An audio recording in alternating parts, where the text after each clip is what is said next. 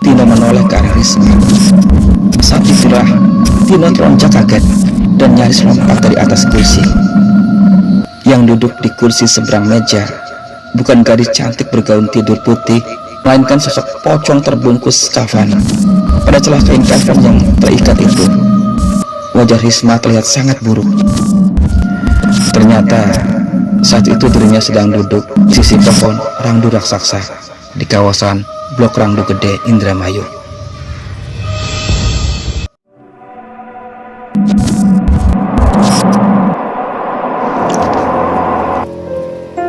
Masih dalam semarak pesta Nadran yang diselenggarakan di pantai Karangsong, Indramayu.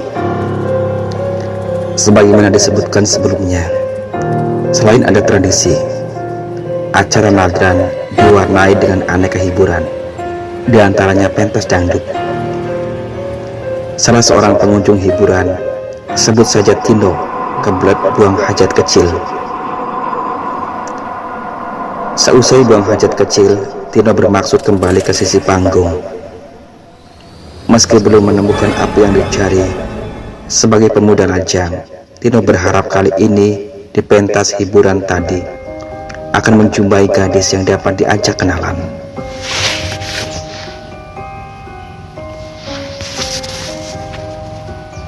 Baru beberapa langkah meninggalkan bangunan bilik kosong,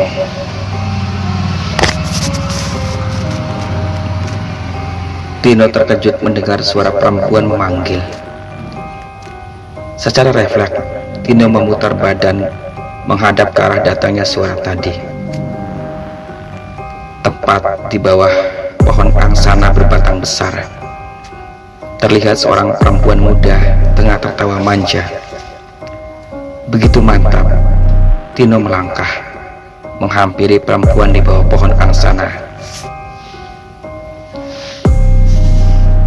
Saat jaraknya tinggal selangkah, Tino begitu takjub. Pasalnya, perempuan muda itu berparas sangat cantik, dengan tubuh mungil terbalut pakaian trendy dan modis. Kulitnya tampak putih bersih. Tino yakin ia bukan gadis nelayan, mungkin penduduk PTN Pauman dan berstatus mahasiswi, sebab ditilik dari usianya mungkin belum sampai 20 tahunan.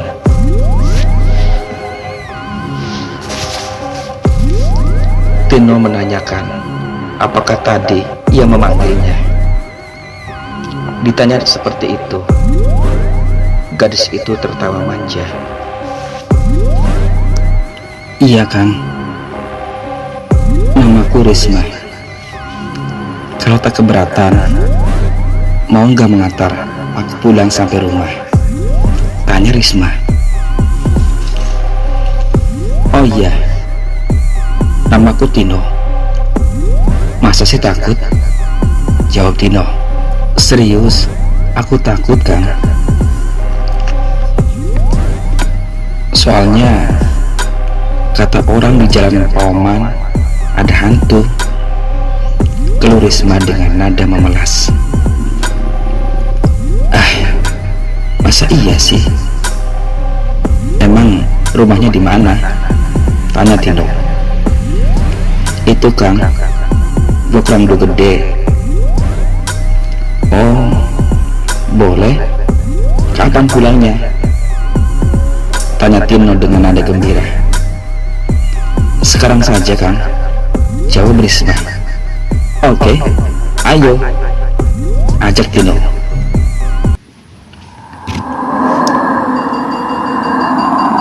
Nama Blok Rangdu Gede diambil dari keberadaan pohon rangdu tua berbatang sangat besar.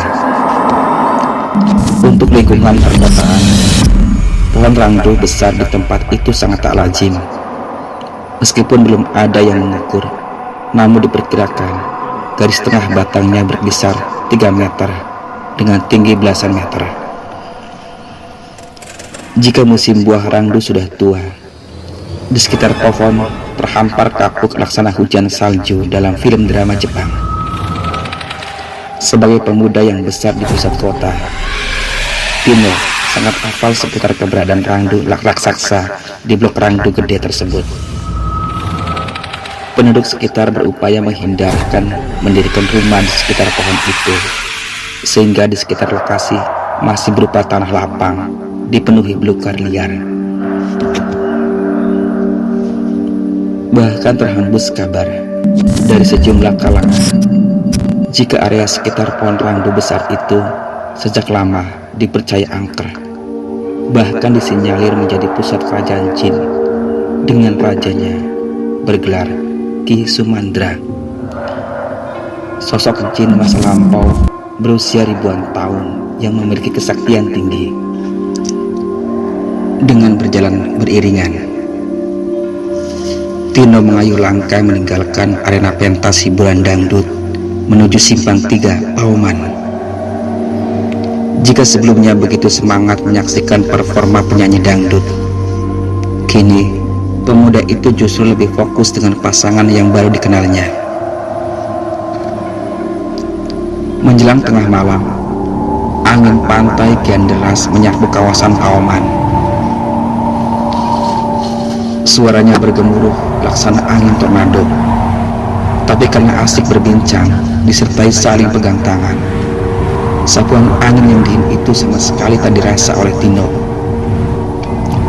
Ia tak pernah lelah untuk menguntai obrolan, seolah dirinya menjadi pencerita dadakan. Tiap kali dianggap obrolan lucu, gadis cantik itu pun langsung mencubit manja, dan Tino tak merasa sakit meski dicubit berkali-kali. Mungkin dalam hatinya justru berharap terus dicubit, sambil sesekali gadis itu pun melendotkan dada mulutnya ke bahu pemuda tampan itu. Risma, aku tak kuat menahan rasa. Maksud saya, gimana kalau kamu jadi pacarku? Kamu mau kan? Todong Tino seraya menatap wajah Risma di sisinya.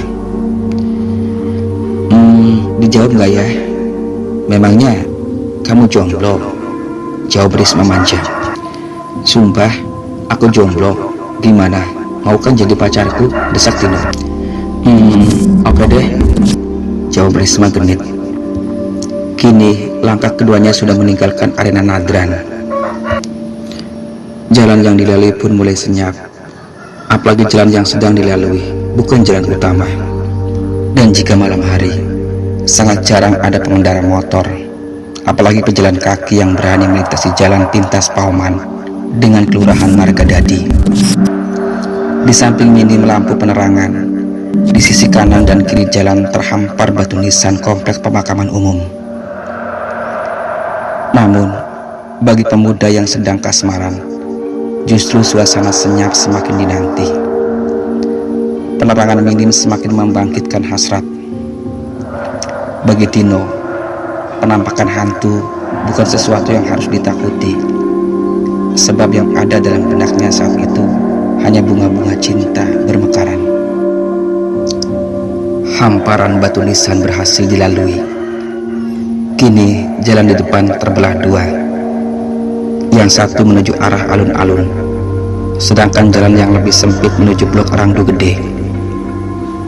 Tanpa ragu, langkah pun tertuju ke jalan sempit di mana gadis itu tinggal.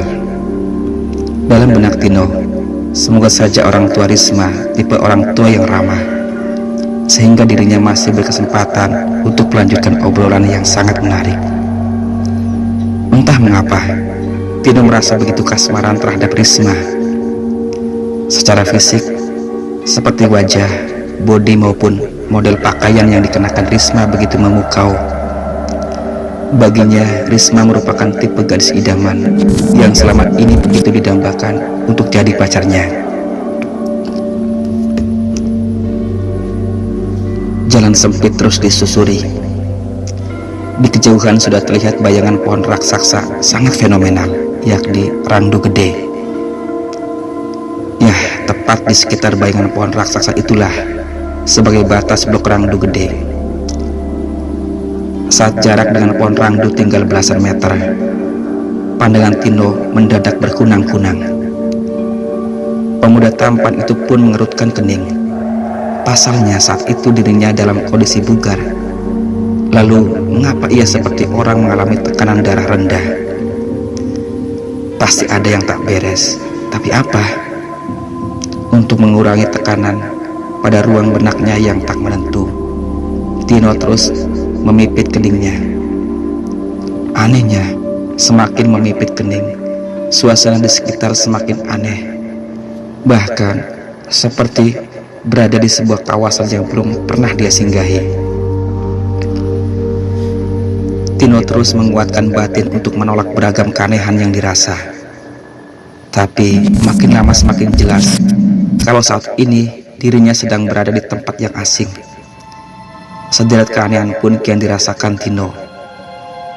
Angin pantai yang semula deras menerpa tubuhnya, kini begitu sepoi lembut menerpa kulit wajah. Hanya tampak pencahayaan kecil di sisi jalan sempit. Nuansa yang dirasakan sangat sunyi dan hampa. Aneh, bahkan Tino tak melihat rumah warga yang berderet rapat layaknya pemukiman kota kabupaten. Sebelum kebingungan semakin membuncah, Tino merasa bahunya ada yang menyentuh.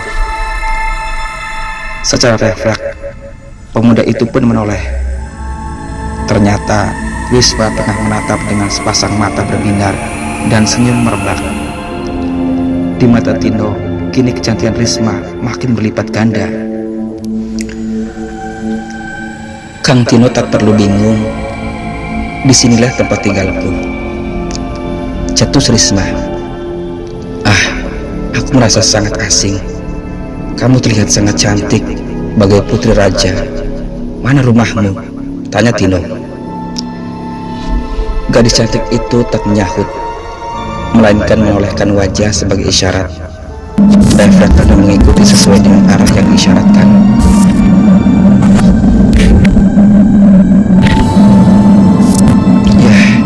Tino terbelalak kaget. Dia mulai ragu dengan penglihatannya sendiri. Bagaimana mungkin di zaman ini masih ada istana kerajaan begitu megah, mirip istana Tempo Duru dalam film kolosal. Lagi-lagi, laksana kerbau dicucuk hidung. Tanpa sungkan, Tino mengikuti ajakan Risma. Mereka melangkah memasuki taman bunga cukup luas. Lantas Risma berbisik bahwa di istana semegah ini hanya dihuni dirinya dan adik perempuannya. Tenang saja, di sini aku hanya tinggal bersama adikku semata wayang. Jika tak keberatan, malam ini Kang Tino menginap di sini, ajak Risma. Tino masih terkesima mendapati kenyataan dirinya berada di istana megah. Meski dalam batin masih menjadi teka-teki yang sulit dicerna akal. Apalagi saat memasuki ruang tamu begitu luas. Saking luasnya dapat dipastikan mampu menyimpan rumah orang tuanya di rumah. Tapi yang aneh, meskipun tanpa AC, dirinya berada dalam ruang luas itu sama sekali tak merasakan pengap. Ia justru merasakan sejuk hingga merasap ke pori-pori kulitnya. Tino terus mengamati suasana sekitar. Begitu takjubnya hingga tak disadari jika Risma sudah meninggalkan ruang tamu dan menuju ke ruangan lain. Kontan pemuda itu pun tertegun manakala menyadari gadis pujaannya sudah tak ada di ruangan luas itu. Tak berapa lama, muncul Risma dengan penampilan lebih memukau. Kali ini, Risma sudah mengganti pakaian modis dengan warna putih polos. Dalam penerangan, kian menciptakan sosok anggun jauh lebih cantik dibanding bintang iklan layar kaca. Jangan bengong saja, yuk duduk di sana. Ajak Risma menuju kursi mewah. Baru beberapa menit duduk di atas kursi empuk teramat mewah, Risma menghampiri meja di sisi lemari, seraya menuangkan minuman ke dalam cangkir. 2 cangkir berisi minuman itu pun diletakkan di atas meja. Lalu Risma mengambil kursi lain seraya mengulas senyum. Diminum dong, jangan dipandangi aja, ucap Risma. Kali ini Tino benar-benar terkesima. Hati-hati cangkir berukir itu dipungut dan siap untuk diminum. Tapi sebuah keanehan terjadi. Saat jarak gelas dengan bibirnya tinggal beberapa senti, langsung Tino hentikan. Kening Tino berkerut tajam saat cuping hidungnya mencium bau amis menyengat. Meskipun sadar tak sopan, namun akibat penasaran, telunjuk tangan Tino dicelupkan ke dalam cangkir. Saat diangkat dan diamati, yang menempel pada ujung telunjuknya bukan minuman, melainkan cairan darah segar. Spontan cangkir itu pun dilempar ke atas lantai hingga pecah berkeping-keping. Kini Tino menoleh ke arah Risma. Saat itulah Tino terlonjak kaget dan nyaris lompat dari atas kursi. Yang duduk di kursi seberang meja bukan gadis cantik bergaun tidur putih, melainkan sosok pocong terbungkus kafan. Pada celah kain kafan yang terikat itu, wajah Risma terlihat sangat buruk. Begitu juga sepasang matanya, benar-benar tak terlihat warna kehidupan. Secara spontan, Tino terpekik dan mengucap kalimat Allahu Akbar, la haula wala quwata illa billah. Secara menakjubkan, ruangan megah itu berubah 180 derajat menjadi tanah lapang penuh belukar liar. Sedangkan saat itu Tino sedang berada di antara pohon-pohon kering. Dia celingukan ke berbagai penjuru. Saat memandang ke arah timur, Tino mulai sadar. Ternyata saat itu dirinya sedang duduk di sisi pohon rangdu raksasa di kawasan Blok Rangdu Gede, Indramayu. Sungguh sebuah pengalaman tak terlupa. Bertemu makhluk halus berupa pocong menyeramkan.